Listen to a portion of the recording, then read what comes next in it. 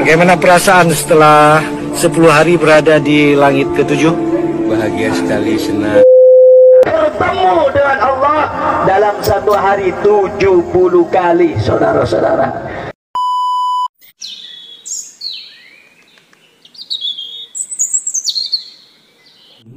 Assalamualaikum warahmatullahi wabarakatuh. Alhamdulillah wassalatu wassalamu ala rasulillah wa ala alihi wa sahbihi wa mawala amma ba'du. Sahabat anak pasar hijrah yang semoga selalu dalam lindungan Allah subhanahu wa ta'ala. Kali ini sahabatnya saya akan menampilkan video dari seorang bapak yang katanya Isra Mi'raj selama 10 hari ke Sidratul Muntaha. Dan beliau ini bercerita, katanya bapak ini sangat bahagia di sana. Beliau mengatakan bahwa apa yang sudah tidak nampak malah sekarang sudah kelihatan katanya. Dan beliau ini mengatakan juga sahabatnya kalau ini adalah mitra Tuhan katanya. Subhanallah sahabatnya, memang aneh sekali apa yang bapak ini ceritakan, sesuatu yang sangat-sangatlah tidak masuk akal tentunya. Dan tentunya sahabatnya ini tidak lain halnya adalah ajaran tasawuf. Sebenarnya sahabatnya bicara tentang tasawuf ini, tasawuf adalah merupakan gerakan pola pikir filsafat yang mengekor kepada para filosof dan ahli syair Romawi, India, Persia, dan lain-lainnya tentunya. Namun dalam hal ini sahabatnya, tasawuf ini sebenarnya adalah sufi dengan berkedok Islam. Maka sahabatnya, barang siapa yang meneliti dan mengamati gerak-geriknya tasawuf ini, niscaya akan berkesimpulan bahwa sufi bukanlah Islam, baik menyangkut akidah, perilaku, dan pendidikan. Antum cek aja, tokoh sentralnya tasawuf ujung-ujungnya akhirnya adalah Syiah. Siapa yang pertama kali mengulirkan ilmu laduni? Hisham bin Hakam, filosofi Syiah. Ya, siapa Ar-Rumi? Syiah Persia. Siapa sekarang Samsuddin At-Tibrizi? Syiah Persia. Semua tokoh, bahkan Ibnu Arabi juga Syiah. Siapa? Syiah Persia. Semuanya.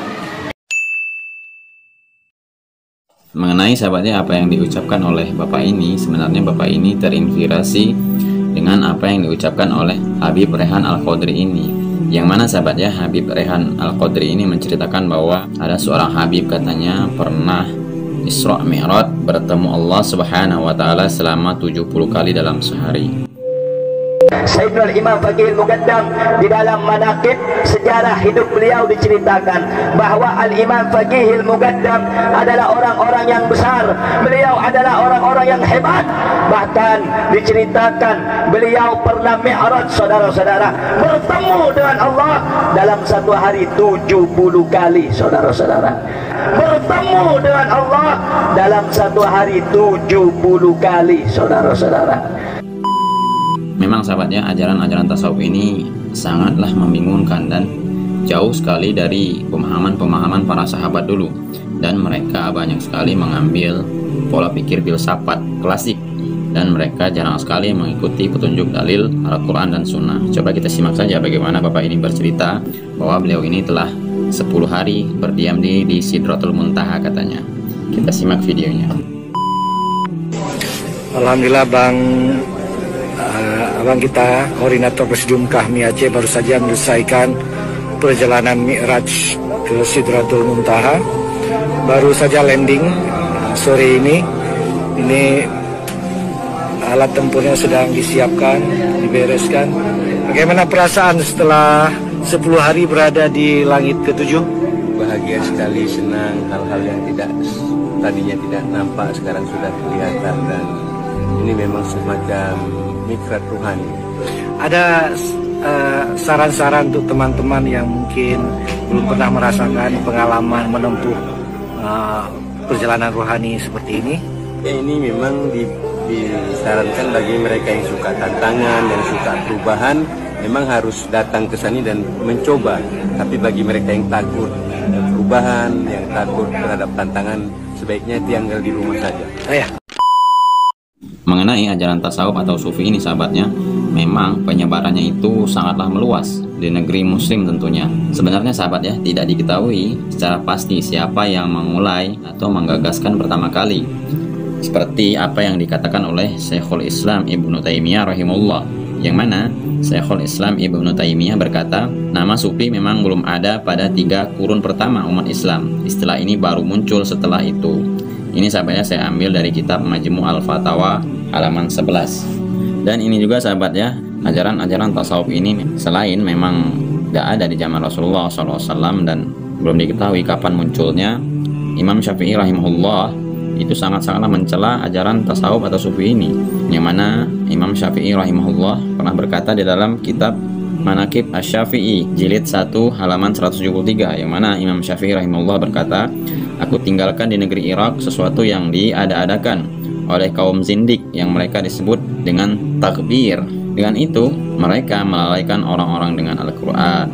Atau di dalam riwayat lain sahabatnya, aku tinggalkan kota Baghdad sedang orang-orang zindik waktu itu telah mengadakan sesuatu yang baru dalam agama yang mereka sebut dengan istilah sama. Dan Imam Syafi'i rahimahullah juga mengingkari mereka dengan menyatakan asas tasawuf adalah kemalasan, diangkat dari kitab Al-Hilyah karya Abu Nuaim Al-Asbahani. Dan Imam Syafi'i juga sahabatnya mencela aliran tasawuf ini, yang mana Imam Syafi'i rahimahullah berkata, seseorang tidak akan menjadi sufi tulen kecuali setelah 4 perkara ada padanya: sangat malas, banyak makan, sangat pesimis, dan banyak melakukan hal yang tidak perlu. Ini diangkat dari Manaqib Asy-Syafi'i karya Al-Baihaqi sahabatnya jilid 2 halaman 207. Dan juga sahabatnya Imam Al-Baihaqi rahimahullah dengan sanadnya meriwayatkan dari Yunus bin Abdul A'la rahimahullah, ia berkata, aku mendengar Imam Syafi'i rahimahullah berkata, kalau ada orang menjadi sufi di pagi hari, maka tidaklah datang waktu zuhur kecuali orang tersebut akan engkau jumpai menjadi manusia yang dungu.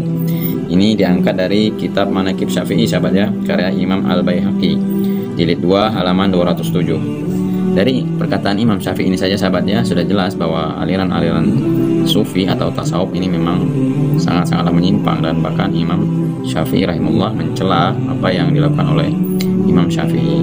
Sebagai penutup sahabatnya, saya himbau kepada sahabat semua agar kita memang harus kembali ke ajaran salaf, yang memang ajaran salaf inilah satu-satunya ajaran yang mengikuti Al-Quran dan Sunnah dan pemahaman para sahabat tentunya.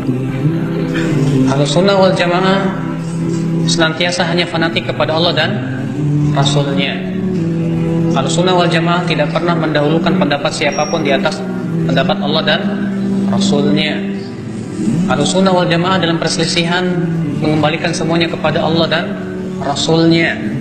Ahlussunnah mencintai ulama, menghormati ulama, tapi Ahlussunnah tidak pernah mengkultuskan ulama.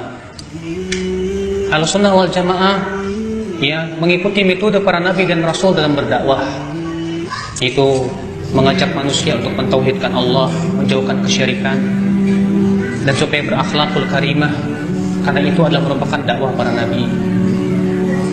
Nah ini Bapak ya, itu Ahlussunnah wal Jamaah. Adakah dalil yang mewajibkan harus bermadhab? Justru yang ada adalah perkataan-perkataan para ulama yang mewajibkan untuk melihat pendapat ulama dengan Al-Quran dan hadis. Saya bawakan dari perkataan Imam Syafi'i kan. Imam Syafi'i mengatakan apa? Idza wajadtum fi kitabi, apabila kalian menemukan dalam kitab saya ini ma yukhalifu qala Rasul, yang bertabrakan dengan sabda Rasulullah, fal qawlu ma qalahu Rasul, yang harus kalian ambil adalah sabda Rasulullah. Fadribu qaulil haid, buang jauh-jauh pendapatku, kata Imam Syafi'i rahimahullah.